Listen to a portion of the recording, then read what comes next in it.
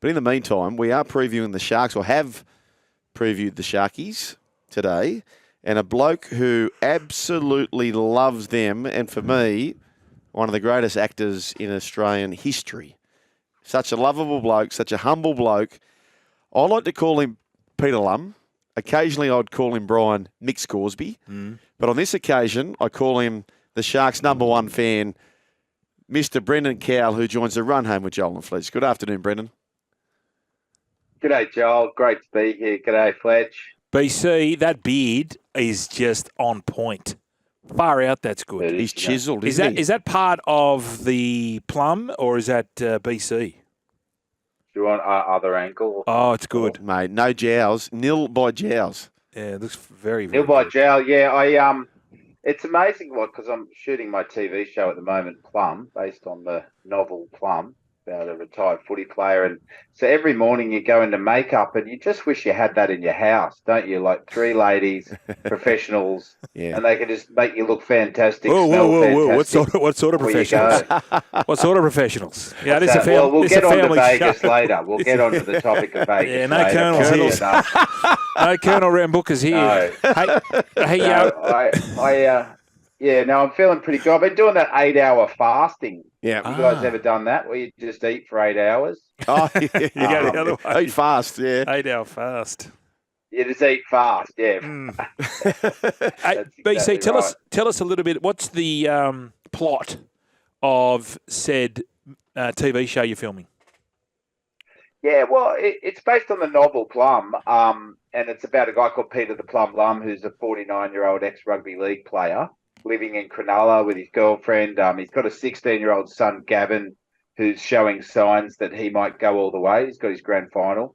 And, a couple of incidents happen at the airport where he works, and he starts to realise he's kind of suffering a little bit from head knocks from the concussions he took because he was, in a Gavin Miller, Paul Gallen kind of way, pretty bloody fearless.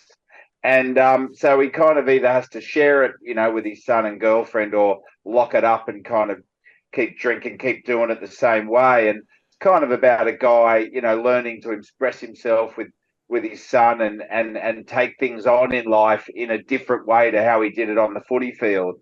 So it's pretty pertinent, with the issue of concussion and CTE, but mainly it's about family relationships and communicating with your loved ones instead of doing what Aussie males like to do, which is just bury stuff. It's kind of about, hey guys, let's communicate, and that might actually make things a bit easier. And I'm playing Peter the Plum Lum because I thought, well, I'm not going to let any other bastard do it. You know what I mean? But so it's been, incredibly thrilling to adapt your own novel, produce it, and then play the lead. But that's the basic plot. And there's a bit of poetry in there as well, Fletch, a bit about, Plum learning to write poetry. Oh, okay. So, Plummy, who else is in the cast? We've got Jermaine Clement, who you might know, the Kiwi actor, who was also in Avatar with me in Flight of the Conchords. Yes. Australia's Asher Keddy, who's pretty much just the queen of Australian television acting. And then just a kind of plethora of incredible Aussie talent, some young up-and-comers that we're debuting, and some many faces that you'll recognise, including, Andy Ryan, Susie Porter, people like that. So when because you wrote the novel and you're producing this and you're acting in it, are you sitting there and casting the people as well? So are you sitting in front of auditions? Yeah, that's right. And I cast such actors as Andrew Johns, James Graham, and Paul Gallen off the bench as well. They've got little parts in it. I think even Joel Kane might have a little part in it. I'm not sure. There's whispers on social media. Yes. Anyway, it's blowing up there. Yeah. There's whispers in Vegas about it. Who even knows? But yeah, I basically do everything. I'm the boss. It's quite overwhelming, and what I say happens. And where I've wanted to shoot things has been amazing because this is where I grew up in Cronulla. So it's been really surreal imagining it in the book, then literally filming it in exactly how I wrote it at Sharks Leagues Club or Daruk Park or the Caringbah Inn. Yeah. I'm shooting the Caringbah Inn where I started my drinking career, in 1992. You know what hit home? So Sparman and I went to the Caringbah Inn because quite a little place there. And there was this paraphernalia all sort of placed everywhere. And it was literally us. We're watching the Super Bowl, not the Super Bowl, the game before that, the final conference finals. Yeah. And I said, "Oh yeah, what's going on here?" And they said, "Oh, we're shooting a TV series." I said, "Oh yeah, what's it called?" And they said, "Plum." And Brendan, my hair stood up. I was so proud. Yeah. Having read the book, Yeah. having seen it all there, I thought, bloody hell. Dreams are free, Brian. Where are we going to see it, BC? Is it going to be on streaming, one of those streaming platforms, or is it free to air? Well, your tax-paying dollars are paying for ABC. it, right, because it's going to be on the ABC. So thank you very much for your contribution. No, I but pay too much tax, apparently. yeah, no, I felt that. That's why the catering's so good. No, it's the ABC. It might be out this year, early next year, something like that. Just to see how we get it all wrapped up and yeah, very exciting. ABC. Can you give us, this is a question without notice, but I was trying to tell Brian about Avatar where it's about a 3-hour movie. It's just a massive hit. But the last hour, if there's 3 Dally M points in the last hour, Brian, this man just grabs it by the scruff. He comes off the bench. You don't see him in the first 2 hours, right? Spoiler alert. But then completely just owns it, 3 Dally M points, and wins the man of the match, right? And that's the part he plays. Addin Fonua-Blake in the Origin. Yes, Addin Fonua-Blake. Matt Ikevalu, who wasn't supposed to play up there against the Cowboys, just selling scores 5. shoes, just selling hush puppies, and all of a sudden he got 5. Can you give us a line out of Avatar, exclusively here for the run home with Joel and Fletch? I do like the one when you say, "Where are you? Where are you, dirty mongrel?" Is that what I say? No, I think I said, I've got another one where I go, "Start your motors. We've got quotas." Weren't you supposed to? Didn't you say that James Cameron said you had a Scottish voice, or what was the? Oh no! In the audition, he said to me, "I wrote this character as 60 and he's like, I wrote this character 60 and Scottish, but maybe he's 40 and Australian." And I went, "Oh, I've got a feeling he's 40 and Australian." Yeah, absolutely, that's how I read him. I read him as Australian. And he's going, "Yeah, I'm starting to think he might be 40 and Australian." I'm like, I think he definitely is now. Yeah, I think that. I don't know. That's what I'm getting transmitted to me live in this audition. But I did the audition, in LA. I flew over. It was like a 2-day audition. I had to learn the script in this room with a security guy watching me because I couldn't take it home. I couldn't take a photo of it. And I had to learn this 24 pages. Then I had a big, long meeting with him. And then the next day I came back, trying to memorize the script I couldn't read. I got another hour in the room with the security guard watching me. And then I went down and they had all the cameras. And the live action thing was a proper set. And he just kept pushing me and pushing me. And then I didn't hear anything for 9 months. I thought, oh, well, forget about that. And got the call from the English agent at 1 o'clock in the morning going, "You got it." And I went, "Got what?" I've forgotten all about it. And they're like, "You got to go to New Zealand in a few weeks. You're doing Avatar. You're the bad guy in Avatar." So it was one of those calls, It was unbelievable. When's the next one drop? I don't know, but I might be wandering back to Wellington to finish it off after this. There's some rumours about that as well. So because we shot 2 and 3 at once, but I think there's a little bit of 3 left to clean up. Gotcha. BC, as you probably are well aware, we're going to Vegas next week. Do you think the Seppos will get around it? What's your take? I mean, you've been around those sort of people, the Americans. Do you think rugby league is going to succeed over there in the States? Look, I'm always confused why we need the validation of America in any way. I mean, it's a very strange place, America, but we're always trying to get America to tell us, that we're great in entertainment and sport and anything. It's like, well, maybe we just are great without it, But look, Vegas is a city of devils and dreams, isn't it? Anything's possible. Yes. I played craps there for 3 days once. It was amazing. The craps table where you can pick the person that tosses the things for and you. I've got a question for you, BC. What is the premise? I've never played craps. Yeah. What is the premise unreal. of it? So you put if the person rolls a 7, you lose whatever is on the table, but you can put your money on numbers, and if it gets a number, you get the amount of whatever you've got on that number. But as soon as someone rolls a 7, the dealer takes it. You can pick an old lady to roll for you Yes. and stuff. It's incredibly fun. It is the game, and it's what I'll be telling all the rugby league players to get involved with. I feel like those 4 rugby league teams shouldn't have even had a preseason. They should have been warming up in strip clubs at Star City Casino, just getting themselves ready for Vegas to be able to play the full 80 minutes on the strip. Do you know what I mean? I do know. I was there 6 weeks ago. Can you put money on the 7? Can you put money so a 7 will roll? No, I don't. No, I don't. Oh, that's a really good question. It was probably 20 years since I was there. I could Google this as we speak, but I have a feeling the 7 is the dealer's win. Gotcha. Please don't cry. I don't even have a betting account. I don't know what I'm on about. And it was 20 years ago, and I'd had a couple of tequilas. I'd come off the back of a movie called To End All Wars, a war movie with Robert Carlyle and Kiefer Sutherland. And we all went to Vegas. And it was unbelievable because you never know what time it is. No. You go for a nap, then you go, I'll go back down, and you find out it's 3 a.m. And you used to be able to smoke darts at the bar and everything. You can still. You can do anything. Okay, So in Caesars, there's blokes just walking around with cigars. Like these are the big Texan, the big 10-gallon hat, whatever these, and they weren't saying anything to him because he was a high roller. Yeah. So he's walking through the foyer. Yeah. Oh, that's great. They bring you drinks and you can smoke darts. I might head back there. No, I won't. No. But I think the big hits thing, they have big hits there. That's not going to turn them on. Maybe the no helmets thing. But what I think will fascinate them is the fact that we don't have an offensive and defensive swap over. Yeah. The fact that these athletes just do it all. And the fact that in the middle we have the toughness, then you spin it out the back and you Selwyn Cobbos and such just do these athletic, beautiful things. I think that'll amaze them. But I think we need to not go with the big hits because I think those guys have got the big hits covered. But you never know. I mean, I've really missed the game over the last 3 months, and watching the trials over the weekend, you just go, oh, it is the greatest thing known to man.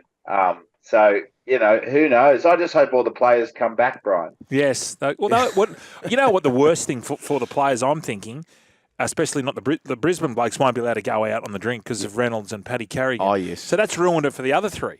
There's no way they're going to be allowed out in the strip. No way. Which is a shame. With that, but then, going out in Brisbane for those guys, they'd be more celebrities. Whereas over there, I don't think anyone will know who they are. Good call. No, I know, but I think that's the attraction. I think that's why the attraction for them to go a little bit more mad. Go mad because no one gives a rat's. But you know what? They might think they're going mad. The people in Vegas are another level of mad. Like these guys are hardcore. Yeah. Us footy players must be like, watch this, and the Vegas guys will be like, "Is that it?" Well, didn't you say know that? What I mean, like this is hardcore. Well, you had a colleague of yours who had dealt with a certain behind-the-scenes personality in the TV industry who had dealt with other big celebrities. Oh, yes. And what Brendan's saying, you're concurring with that. No, I'm not concurring with that. He said that you blokes were worse. We were worse behaved. So that's what I'm saying. You concur. You agree. No, BC saying that Vegas, they go harder than us. Is that what you're saying, BC? Are you saying that people in Vegas go mad? I think Vegas is a wild place that's seen some characters throughout the years. I mean, you only have to listen to the Matty and Abel voiceover about its criminal history and all that sort of stuff. To know that, I don't think Vegas is going to get shaken up by rugby league players. But I tell you what, if we do, well done to us. That'll prove that we really are the biggest that'll put us on the map on earth. And that might help Volanders because they'll be like, those guys were crazy. I didn't watch the game, but my God, they were crazy off the field. My God, should have seen them. Brendan, I've spoken to, we had True Crime Tuesday today, Mark Murray, Josh Hanrahan. And there's an American podcast called Crime in Sports. And they're Americans who know nothing about rugby league and very little about Australia. But rugby league has over-indexes in a major way. Let's talk about your Sharkies. 2024, where are we? Where do you see them? I know you're very glass half full at all occasions for the Sharks, But Brendan, 2024, what's your gut feel? Look, I don't like to get too carried away at this time of the year, but we will win the comp. And that's kind of where I always firmly stand. Now, I look at last year and, we're kind of like that tennis player that gets bustled out in the semis. Like we get bustled out now is our new thing. And that really hurt because we look so good around the round 18s and 21s in the last 2 years. And you think, God, all we've got to do is lift, and we could be there with your Penriths at the end of the year. But something happened defensively both years and we just kind of capitulated. I think we are one tough guy short of that 2016 kind of energy that we had, where you had those kind of Fafita, Gallen kind of tough guys in the middle taking it upon themselves. And, but I really think that we will be in the top four. I think there'll be teams like Roosters, Warriors, and us fighting for third or fourth with Storm, and Panthers and Broncos. I think Warriors, Roosters, Sharks could take that fourth spot.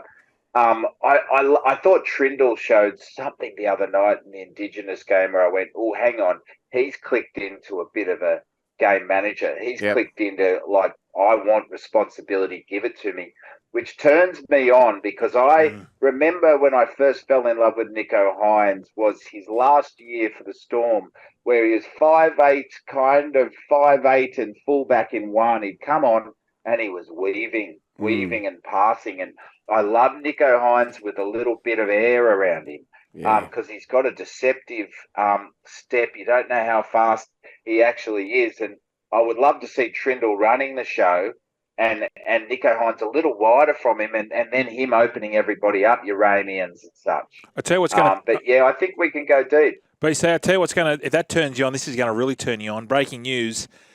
Cronulla Sharks are going to be playing over in Vegas 2025. We know already, do we? Yep. Wow. What about Nico? Sharks. What about Nico Hugo weaving over there? Yeah, that's all made up. It's all made up, but this is what we seem to do here. I got that from the Daily Mail. Yeah. So if it was true, though, because that's what the whisper, will we see one Brendan Cowell over in Vegas if the Sharks are there next year? Could time out. Well, that could time out well with the release of Plum, the ABC TV show. So we could start the whole thing with inviting the whole of Vegas in for a screening of episode 1. Yes. Watching an Australian drama. Russell could intro that, or Hugh Jackman. Yep.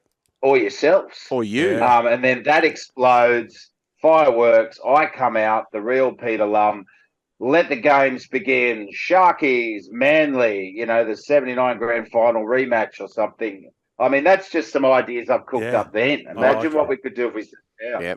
Yep. I don't think that either Hugh Jackman or Russell Crowe have been in Avatar and Game of Thrones. Just saying. Definitely not. Definitely not. Or been on Run Home with Joel and Fletch. That's 3 things they haven't done. No, they haven't been on this. Yeah. No, that's exactly right. No, I'd love to see it, and I'll be there with you guys if that does eventuate. If it's more than gossip, bring it on. Go the Sharks. I think we'll go deep. I think we'll learn our lessons. I love Fitzy.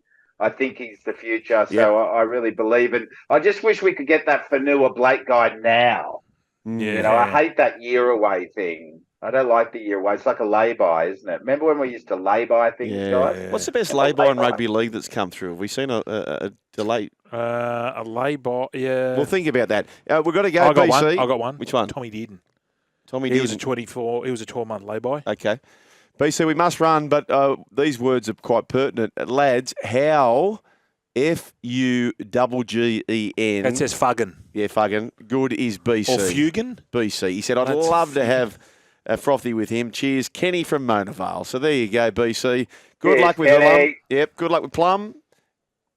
And thanks, fellas. See great BC. Check in, go the Sharks. That's it. Great beard too. That beard, I'm just looking at it. It's just he's chiseled. He's chiseled. And by look he's at given us a kiss. And by the minute the shirt, look at the column best. Look at the rug on that. Look at the column best. A bit of team wool. Oh yeah, that's good. You're a real bear. He'd be a bear. Oh yeah. Brendan Cowell, what a genius. We'll catch up with you soon. Oh, look at that, Brian. Geez, you can't look. Oh, God. We'll go to YouTube. Because I'm in the film industry. Yeah, I know. That's more a little about That's probably OnlyFans. Get your backsides to YouTube Yeah. and you can see what It's we've only seen. Shark. Only Shark, only Yeah, Fans. Yeah, only boys. Shark. See you, mate. Brendan Cowell.